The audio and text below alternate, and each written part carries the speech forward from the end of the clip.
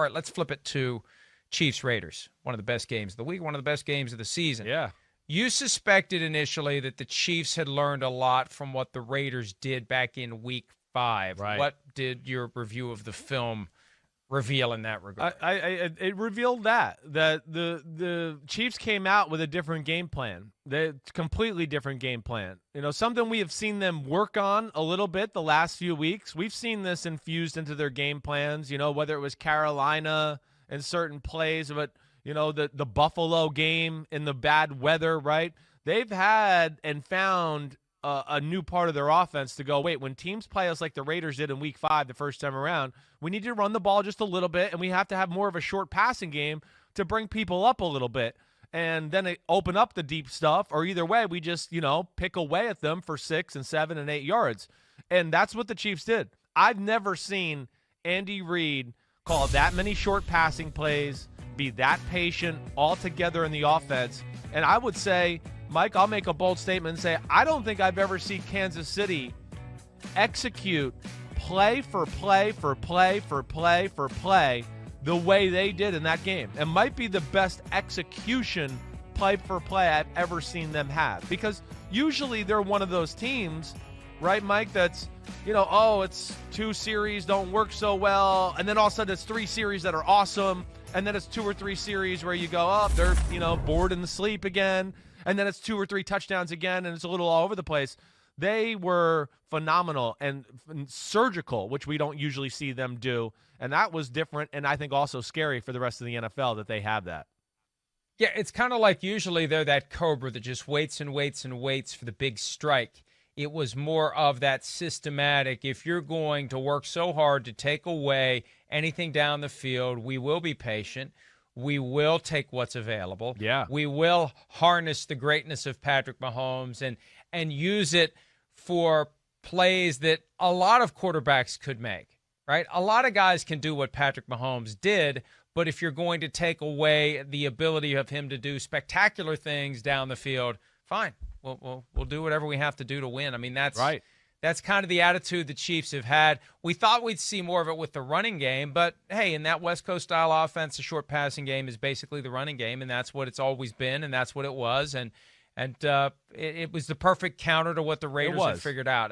It's just a hell of a chess match, and I really do hope that they meet again in the divisional round. I want Steelers-Chiefs in the AFC Championship because I want it to be resolved on the field who the best team is in the AFC, if not the NFL. But along the way, I'd love to see Chiefs-Raiders a third time. I mean, I would too, but I would be scared that they would ruin that party we want to see in the AFC Championship game. They're scary. Hey, we talk about it. Now, this is what's the scary thing about the Chiefs too. Every team's got their kryptonite. The Raiders are building a team to beat the Kansas City Chiefs. They are. And, I mean, the discouraging thing for the Raiders is you played almost a perfect game and you lost. That's I think, frustrating. And the amazing thing about the Chiefs is, the other team played perfect against you, and they're built, in a lot of ways perfectly to beat you, and you still couldn't beat them. That's what's amazing about the Chiefs.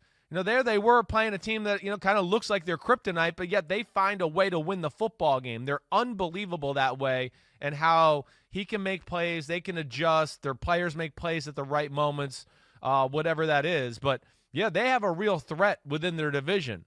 And between that offensive line the Raiders have, Derek Carr and Gruden have the Spagnuolo defense down and how they want to attack it. And, we've seen that their defense gives Kansas City issues. That would be a scary matchup. I'd get scared that they'd ruin that party, and all of a sudden we'd see Raiders-Steelers in the AFC Championship game. And that mindset for the Raiders, and this is the way you have to deal with the Chiefs. They're going to score their points. You just have to score more. And in 2 games this year, it's 71 Raiders, 67 Chiefs. They have found a way to outscore Kansas City. We saw the Broncos trying to build along those lines, the Chargers as well. You're only going to slow down the Chiefs for so long. You have to outscore them, and maybe they will. Now, weather could be a factor if and when they get together because it will most likely be at Arrowhead Stadium. But I hope we see round 3. But I agree with you. For as fascinated as we get by those playoff upsets, and what a great story that gives us for the short period of time, it robs us of Right. the better game the next week. Yes. That's what I get scared of. When we get to that time of the year in the playoffs and everything like that, I more of the times than not root for the better teams because I just want to see the better matchup the next week, and I want to see the best possible Super Bowl and all those type of things. But either way, the Raiders are real. They're a player in the AFC. I'm not saying they're going to the Super Bowl this year, but I think, hey, the right matchups and they get in the playoffs, they could be scary, certainly, with the way Derek Carr is playing, their secondary. And I got to give John Gruden a lot of credit for what he's doing out there.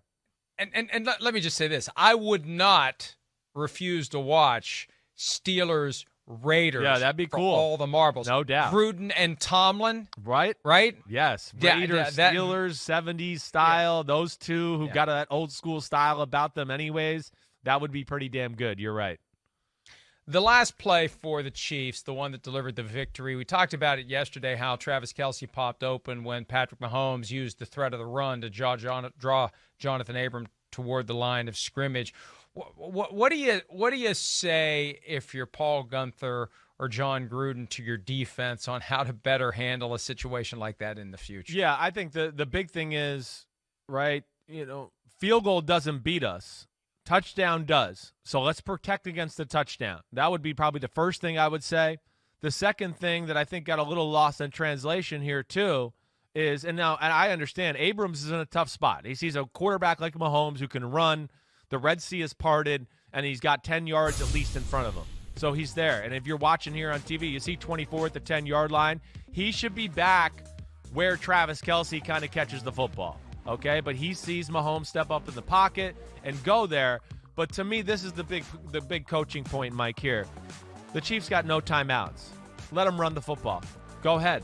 Let them run the football. Let them take the 20 seconds off the clock there, and they're going to be in trouble of whether they want to score that touchdown or not after that. I mean, it's going to be down to, okay, maybe you got a play or two more, and then you might have to kick a field goal. So that would probably be the other thing that they said to Abrams yesterday watching the film back.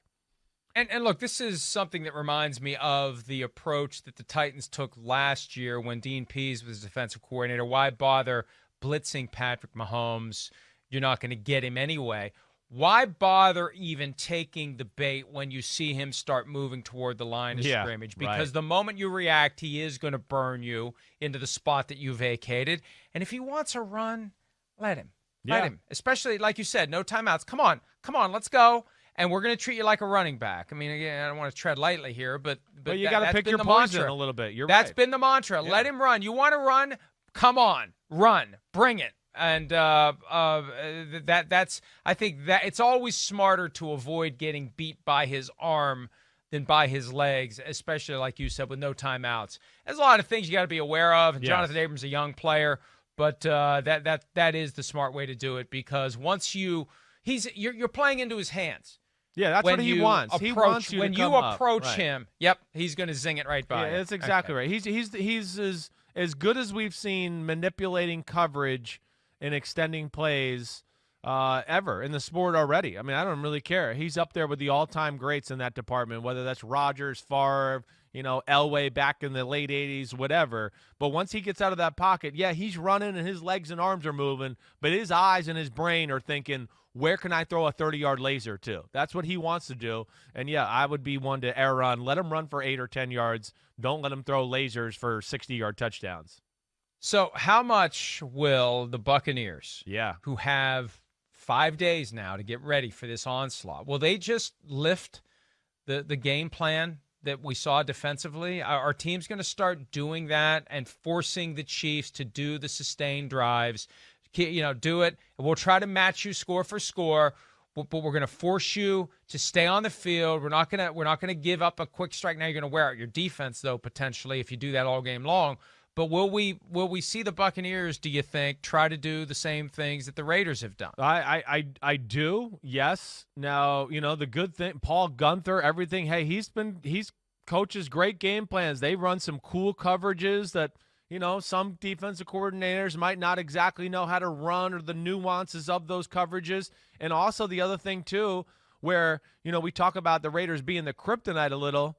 The Raiders have a really damn good secondary. I mean, hey, Mike Mayock, he proved a lot of people wrong with his Damon Arnett, the kid he drafted at Ohio State that people weren't, thinking was a first-round talent, and I'm one of those guys. Hey, he deserves. They killed it there. So that they've done a good job. Trayvon Mullen, Abrams, they got guys at least that can really cover, let alone they coach up some cool zone coverages too. I would think Todd Bowles has some of that element, certainly. But two, there's always an advantage for that team in the division because, hey, the Raiders got to play them twice last year.